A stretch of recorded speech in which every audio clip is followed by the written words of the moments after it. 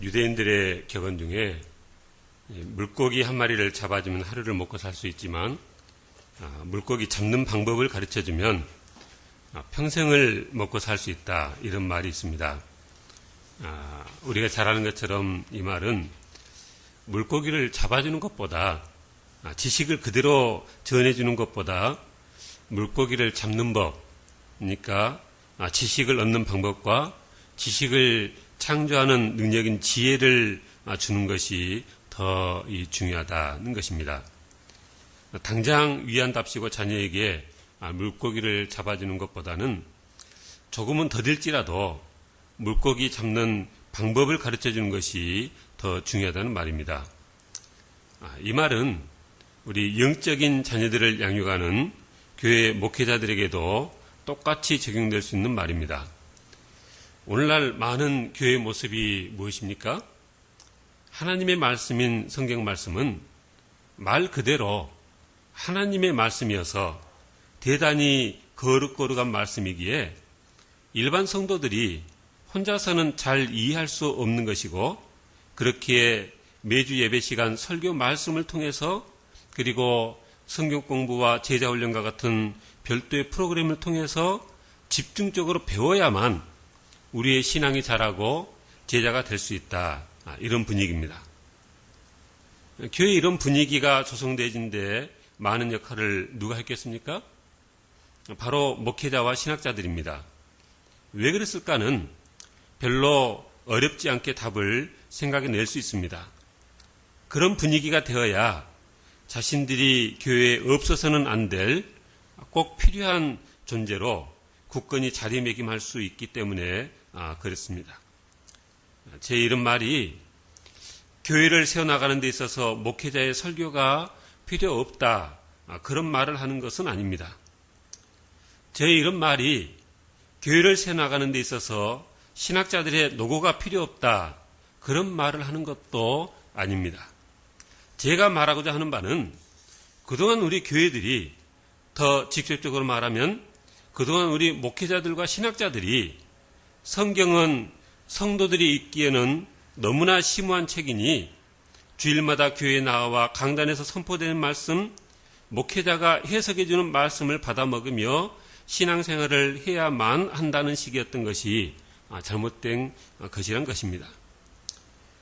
종교개혁자들이 바랐던 것은 오늘날의 교회와 성도들이 이런 모습 정도에서 머무는 것은 아니었습니다.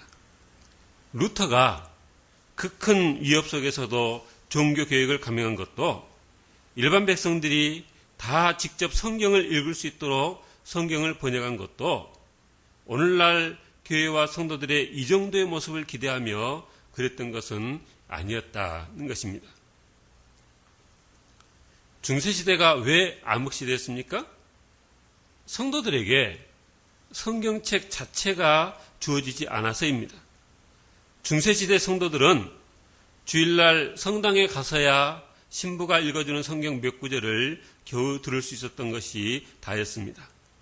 하나님의 뜻과는 정반대로 성경 말씀이 로마 교황청과 신부들만의 전유물이 된 결과를 우리는 들어서 너무나 잘 알고 있습니다.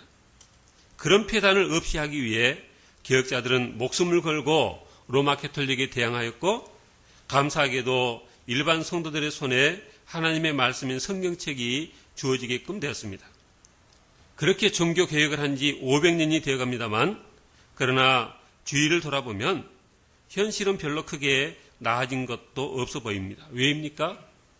개신교도들에게 성경책이 주어진 것은 사실이고, 그래서 집집마다 성경책은 넘쳐납니다만, 여전히 성경은 사설의 풀책이 아니라는 등 온갖 그런 협박의 분위기를 형성하여서 말씀을 깨닫기 위해서는 주일날 교회에 나와 목사님의 말씀을 들어야만 하는 쪽으로 몰아가기 때문입니다. 목회 현실이 그렇긴 합니다. 성도들이 얼마나 영의 양식에 관심이 없는지 그렇기에 주일날 교회에 나와서라도 말씀을 받아 먹으라고 권해야 하는 현실이긴 합니다만, 그러나 성도들에게 설교라는 제자 훈련이라는 다 된 요리를 먹이는 것으로는 여전히 한계가 있는 것이 사실입니다. 성도들이 영적으로 제대로 성장할 수 있으려면 먼저 영적인 식욕이 일어나야 합니다. 그래서 주일날 목사님께서 주시는 그 말씀 30분 가지고는 안 되겠습니다. 더 길게 말씀해 주십시오. 목사님께서 잡으신 물고기로 해주시는 성경 말씀 요리도 좋지만 이제는 제게도 물고기 잡는 법을 가르쳐 주세요.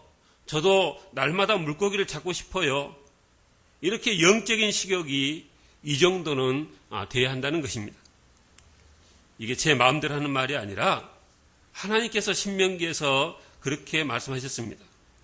신명기에서 하나님께서 하시는 말씀을 보면 너희들은 주일날 교회 와서 오전 30분, 오후 30분 말씀을 배우라는 정도가 아니십니다. 우리 신명기 6장 말씀을 한번 펴보겠습니다. 우리가 다 잘 아는 쉐마 이스라엘 신명기 6장 4절부터 9절까지 우리 한 절씩 한번 교독하겠습니다. 이스라엘아 들으라. 우리 하나님 여호와는 오직 유일한 여호와이시니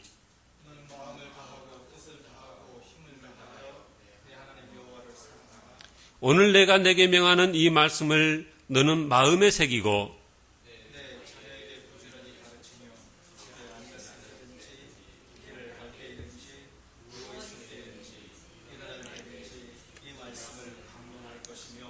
너는 또 그것을 내 손목에 메어 기호를 삼으며 내 미간에 붙여 표를 삼고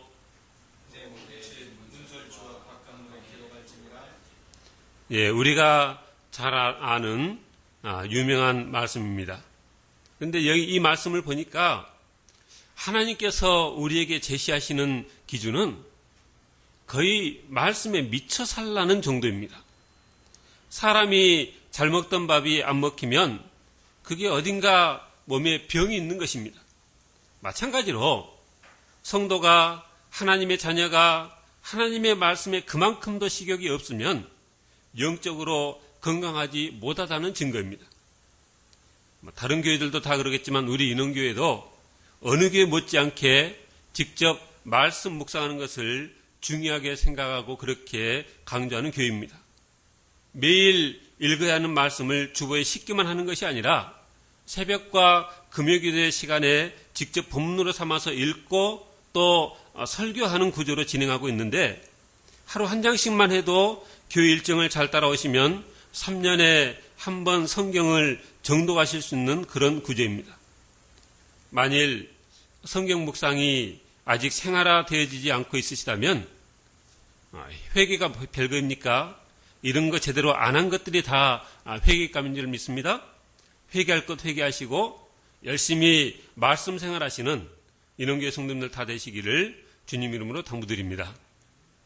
성경을 직접 읽는 것이 제일 좋습니다. 내 영혼에 생명에 관계된 중요한 문제를 카더라 통신에만 의지하는 것은 이렇게 표현한 것이 좀 어떨까 싶습니다만 미련할 정도로 믿음이 너무 좋은 분들입니다. 근데 카더라 통신이 뭐예요? 어느 문제에 대해서 우리 교회 목사님이 뭐라 카더라, 어느 유명한 신학자가 뭐라 카더라, 이게 카더라 통신입니다. 카더라 통신이 다 잘 맞으면 얼마나 좋겠습니까? 그러나 그분들도 다 불완전한 사람들입니다. 그렇기에 얼마든지 그분들이 전해주는 내용들에 치명적인 오류들이 들을 수 있는 것이고 우리를 잘못된 길로 인도할 수도 있는 것이고 우리가 누릴 수 있는 많은 복들이 그분들의 그 왜곡된 가르침들 때문에 반감될 수도 있는 것입니다. 카더라 통신이 우리에게 많은 도움을 주는 것은 사실입니다. 성경이라는 큰 숲을 사람들이 지금까지 어떻게 보아왔는지 이해하는 데 유익합니다. 그러나 그 카더라 통신은 거기까지만 유용한 것이지 성경 전체를 평생 한 번도 진지하게 읽어본 적이 없다면 이는 굉장히 잘못된 신앙생활인 것입니다. 다시 한번 부탁드립니다. 인원교회 성도님들은 모두 다 매일 성경을 열심히 묵상하시는 성도님 다 되시길 주님으로 축원드립니다. 우리가 직접 성경을 통해 확인하지 않으면 왜 안 되는가? 저는 오늘 그 한 예로 오늘 본문 그 유명한 구절, 눈에는 눈으로 이에는 이로라는 구절을 한번 직접 같이 다뤄보려고 합니다. 먼저 이 구절이 그동안 사람들에 의해서 어떻게 해석되어 왔는가를 말씀드리고, 그리고 우리가 직접 성경을 읽어볼 때 과연 그중 어느 해석이 맞는지에 대해서 함께 살펴보려 하는 것입니다. 이 말씀은 지난 5월 초에 수요예배 시간에 산상수훈 설교 시간에 한번 언급한 적이 있습니다. 눈에는 눈, 이에는 이로라는 이 구절이 모세오경에 3번 나옵니다. 출애굽기에 21장, 레위기 24장, 그리고 신명기 19장 오늘 본문 이렇게 3번 나옵니다. 근데 이 눈에는 눈, 이에는 이라는 이 말씀에 대한 해석은 크게 두 가지로 나눌 수 있는데, 그 하나는 이게 사람의 그 잘못을 엄하게 벌하여서 이 세상에 정의가 구현되게 해야 한다는 뜻으로 봐야 한다는 해석입니다. 그렇게 해야 사람들이 그 벌이 두려워서라도 죄를 더 짓지 않을 것이다는 것입니다. 또 다른 하나는 피해를 당한 사람의 감정이 격해져서 더 큰 보복을 행하지 않도록 하나님께서 죄인을 위해 안전장치를 하신 것이라는 해석입니다. 두 가지 해석이 뭐라고요? 하나는 하나님께서 엄하게 벌하셔서 사람들이 그 벌받는 것을 보고 두려워서라도 죄를 더 짓지 않도록, 그래서 이 사회 정의 사회가 구현되도록 해야 된다는 그런 취지에서 눈에는 눈, 이에는 이라 말씀하신 것이다. 그렇게 해석하는 사람이 있고요. 또 다른 하나는 뭐라고요? 그렇게 사람에게 해를 입히면 이게 그 피해를 당한 사람의 감정이 격해져서 더 큰 보복을 행할 수 있기 때문에 하나님께서 그 죄인들을 보호하는 차원에서 죄인들을 위한 안전장치를 하신 것이다. 이렇게 해석하는 해석이 있다는 것입니다. 같은 본문인데 어떻게 이렇게 정반대 해석이 가능한 것입니까? 결론부터 말하자면 같은 본문을 다른 시각에서 보기 때문에 그러한 것입니다. 사람들마다 타고난 성향이 있습니다. 그래서 어떤 사람은 같은 본문을 공의의 하나님이라는 관점에서 보고, 또 어떤 사람은 같은 본문을 사랑의 하나님이라는 관점에서 봅니다. 그래서 급기야는 같은 본문에 대해서 이는 하나님께서 죄인들을 위한 안전장치로 하신 말씀이다, 그렇게 해석하기도 하고, 이는 다른 사람들이 보고 두려워서 죄질 생각도 할 수 없도록 엄하게 다스리시는 내용이시다, 그렇게 해석하기도 하는 것입니다. 근데 우리가 성경을 읽어보면 하나님께 이 공의의 모습도 있으시고 사랑의 모습도 있으십니다. 하나님께 이 공의와 사랑, 이 두 모습이 공존하는 것이 사실이기에 각기 원하는 관점에서 하는 설명이 말이 안 되는 것은 아닙니다. 그러나 엄연한 사실은 이 둘 중 하나는 옳은 설명이고 하나는 옳지 않은 설명이다는 것이죠. 어느 쪽 해석이 옳은 해석이냐? 그걸 알기 위해서는 우리가 본문들을 직접 읽어봐야 합니다. 출애굽기 21장이라고 그랬는데 한번 21장 22절부터 25절까지 한번 찾아보겠습니다.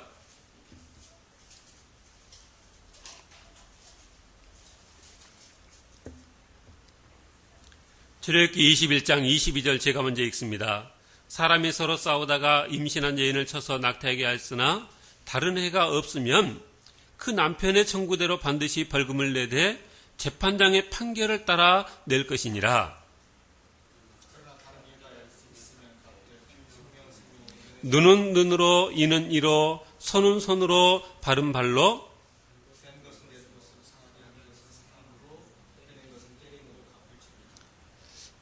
이 하나님의 말씀을 직접 읽으면요, 참 여러 가지 많은 사실에 대해서 힌트들이 주어집니다.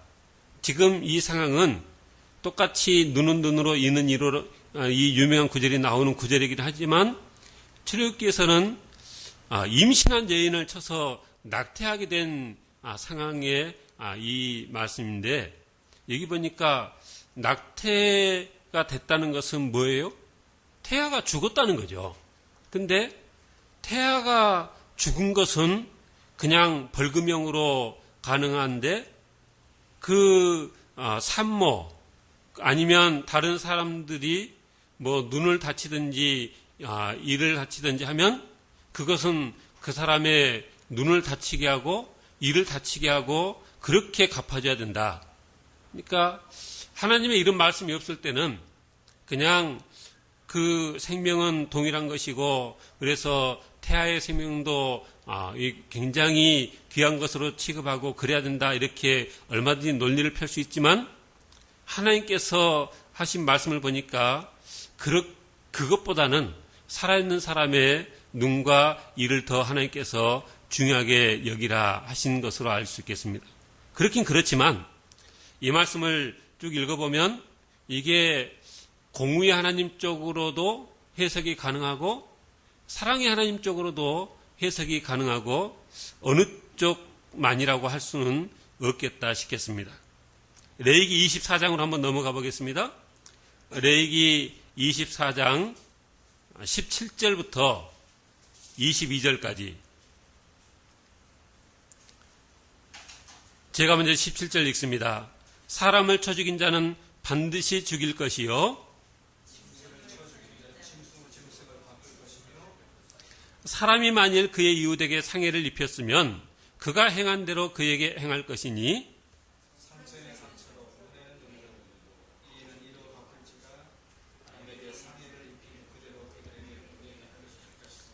짐승을 죽인 자는 그것을 물어줄 것이요 사람을 죽인 자는 죽일지니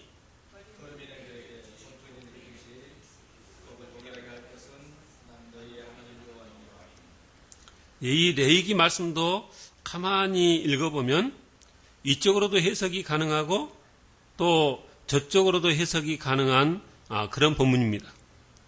근데 오늘 신명기 19장의 본문은 그렇지가 않습니다.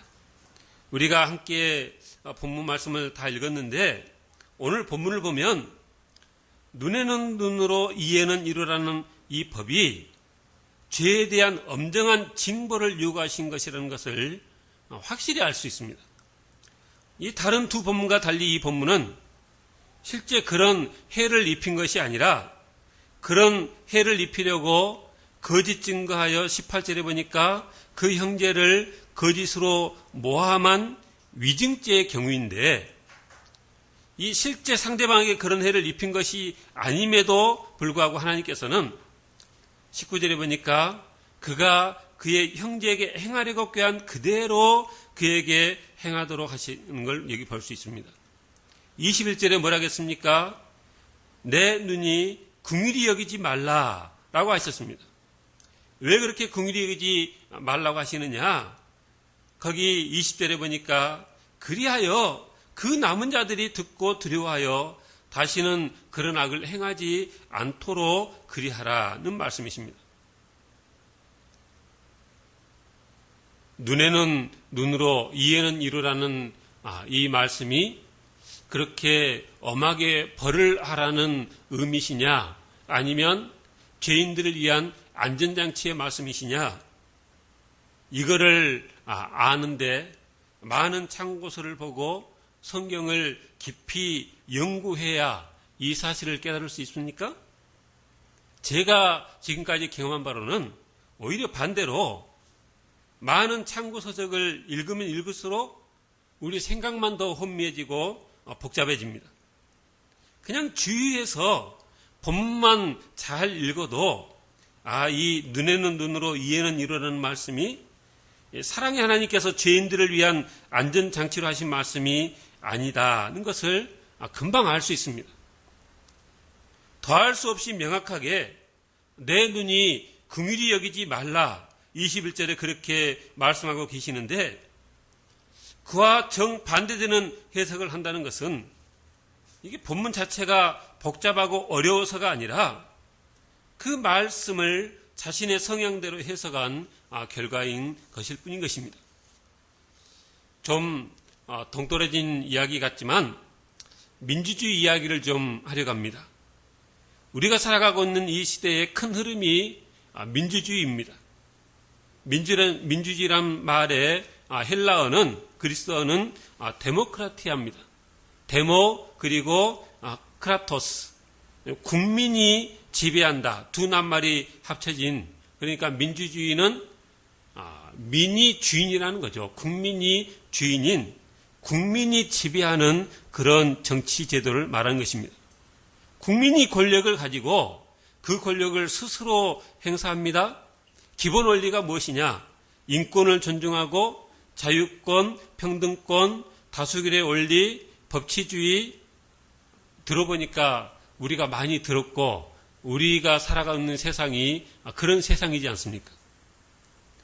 기본 방향이 이렇다 보니 기본 인권이라는 것이 우리 사회의 절대 명제가 되어졌고, 그래서 만에 하나 재판을 통해서 잘못된 판결로 사람의 목숨을 앗아갈 수도 있겠다.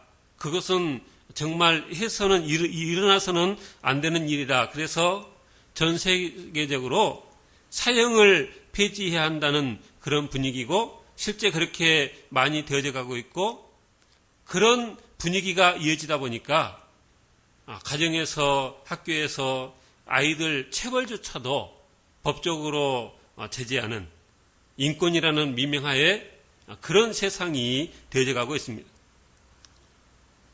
사회 분위기가, 사회 이런 분위기가 사회에만 국한되는 것이 아니고 교회 내에서도, 그리고 심지어는 신학의 영역까지도 영향을 미치고 있습니다. 그래서 교회 강단에서 선포되는 메시지의 초점이 징계보다는 우리를 향한 하나님의 사랑에 맞춰지고, 찬양도 하나님 영광 받으소서, 이러한 찬양보다는 당신은 사랑받기 위해 태어난 사람, 이런 쪽의 찬양이 주로 불려지고 있습니다. 신학자들도 이런 흐름에 일조해서 어떻게 사랑의 하나님께서 그 무시무시한 지옥을 만드시고 그렇게 참아간 지옥 영벌의 고통을 사람들에게 내리시겠느냐. 애당초 지옥이란 것은 없었다. 그냥 경고 차원에서 하신 말씀일 뿐이다. 이게 오늘날의 현실입니다. 같은 맥락에서 이 눈에는 눈으로 이에는 이로라는 말씀도 죄인들을 위한 안전장치로 주신 말씀이라고 해석하는 것을 선호하는 시대가 되어졌습니다. 성경에 대한 이런 해석이 옳다면 뭐가 문제가 되겠습니까만, 사실은 전혀 그것이 아닌데 사회 분위기가 성경의 가르침과 성경의 하나님을 그렇게 몰아간다면 그것은 성경이 엄히 경고하고 있는 것처럼 성경의 가르침에서 중요한 가르침을 제하는 것이고, 또 한편 성경에 없는 내용을 추가하는, 더하는 아주 심각한 행위인 것입니다. 신학이란 게 다른 것이 아닙니다. 이런 본문들 하나하나에 대한 해석들이 쌓여서 신론이 되고, 쌓여서 기독론이 되고, 말하자면 신학이 세워집니다. 그렇기에 우리는 성경 본문을 대할 때 내가 읽고 싶은 대로 읽고 내가 듣고 싶은 대로 들을 것이 아니라 성경이 말하는 내용 자체에 귀를 기울여야 하는 것입니다. 이런 잘못된 해석이 왜 문제가 되느냐? 내가 가지고 있는 고정관념의 틀을 가지고 성경을 읽으면 성경이 내 수준으로 끌어내려지는 것이고, 그만큼 하나님의 영광과 위엄이 줄어들게 되기 때문인 것입니다. 옛날 제가 학생의 시절, 고등부 시절에 설교 시간에 충격적인 말씀을 들었어요. 기독교는 민주주의가 아니라고 하시더라고요. 그때까지만 해도 민주주의가 절대 선인 줄 알고 있던 제게는 그 말 한마디가 대단히 충격적인 말이었습니다. 그러나 지금 생각해 보면 너무나 당연한 말씀입니다. 기독교 우리 하나님의 나라는 말 그대로 주권이 하나님께 있는 나라입니다. 우리가 지금 다루고 있는 신명기의 신자가 신신자가 아니긴 하죠. 그렇지만은 이 신명기의 신자는 신신당부합니다 라고 했을 때 신자인데, 신신 뭐를 당부하느냐? 거듭신, 그러니까 다시 한번 하나님의 명령을 당부하는, 그래서 하나님의 명령에 따라서 다스려지는 나라가 되라는 의미에서 이 신명기가 쓰여졌습니다. 하나님께서 세우신 선지자를 통해서 하나님께서 나라를 다스리셨고, 신명기 우리가 지난 주간에 읽은 말씀 중에 보니까 너희가 나중에 왕을 세우고 싶어 할 때가 와도 왕을 세우긴 하되 다른 나라들처럼 이번에 우리나라가 한 것처럼 투표해서 너희들이 직접 왕을 뽑지 말고 나 하나님이 선택한 자를 왕으로 세우라. 그렇게 해서 세워진 왕이 사울 왕이었고 다윗 왕이었습니다. 그리고 구약 역사 내내 반복되어지는 사건이 하나님의 말씀과 이 명령에 순종하면 복을 받고 불순종하면 벌을 받는 것이었습니다. 하나님을 대적하는 자들에게는 성경 어딜 봐도 기본 인권이라는 이름으로 그렇게 이 대접이 보장이 되지 않았습니다. 고라와 다단 그들의 온 집안 그리고 모든 소유물들이 땅이 입을 벌려 상쾌 한순간에 멸하신 하나님이십니다. 나답과 아비후를 불로 태워 죽이신 하나님이십니다. 물론 산상수훈에 보니까 예수님께서 이 눈은 눈으로 이는 이로라는 말씀에 대해서 마태복음 5장 38절 이하에 이렇게 말씀하셨습니다. 또 눈은 눈으로 이는 이로 갚으라 했다는 것을 너희가 들었으나 나는 너에게 이르노니 악한 자를 대적하지 말라. 누구든지 내 오른편 뺨을 치거든 왼편도 돌려대며 또 너를 고발해 속옷을 가지고자 하는 자에게 겉옷까지 가지게 하며 또 누구든지 너로 억지로 오리를 가게 하거든 그 사람과 심리를 동행하고 내게 구하는 자에게 주며 내게 꾸고자 하는 자에게 거절하지 말라. 이렇게 말씀하시므로 우리 주님께서 새로운 틀을 제시한 것은 사실이지만, 그러나 우리가 분명히 알 것은 예수님의 이 말씀이 모세 당시 하나님께서 이스라엘 백성들에게 말씀하셨던 명령의 그 의미를 달리하지는 못한다는 것입니다. 말씀을 마치겠습니다. 오늘날처럼 너무 사랑만 강조한 나머지 지옥까지 부정하는 것은 진리가 아닙니다. 복음이 아닙니다. 사탄의 꼬임일 뿐입니다.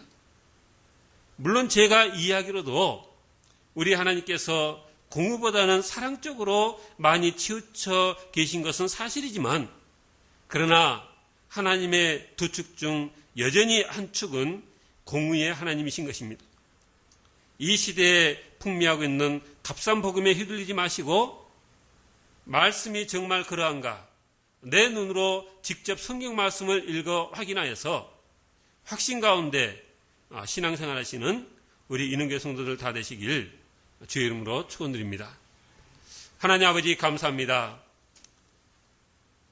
6월 한 달 동안 이 신명기 말씀을 우리가 쭉 살펴보고 있사온데, 하나님께서 주신 이 말씀들이 이스라엘 백성들에게 마음에 새겨지고 늘 부지런히 가르쳐지고 이 말씀 그대로 살아가는 그 공동체를 하나님께서 얼마나 바르셨는가 하는 것을 우리가 다시 한번 기억합니다. 하나님, 늘 이 말씀을 가까이 두고 늘 가르치며 부지런히 자녀들에게 이렇게 이 가르치라 했사온데, 하나님 먼저 우리 자신이 하나님의 이 말씀을 가까이 하게 하시고 하나님의 뜻을 바로 깨닫게 하시고 우리 자녀들에게 후손들에게 이 말씀을 잘 전하여서 자자손손이 믿음의 명문가문이 되어지는 귀한 은혜가 우리 인원교회 성도들 가정 가운데 다 있어지게 주장하시고 인도하옵소서. 아버지, 열심히 말씀 묵상하는 우리 저희들 다 되게 하시고 말씀 읽는 중에 묵상하는 중에 하나님 만나고 하늘의 은혜를 체험하는 귀한 복이 우리 삶 가운데 있어지게 주장하시고 인도하옵소서. 감사합니다. 주 예수님 이름으로 기도하옵나이다. 아멘.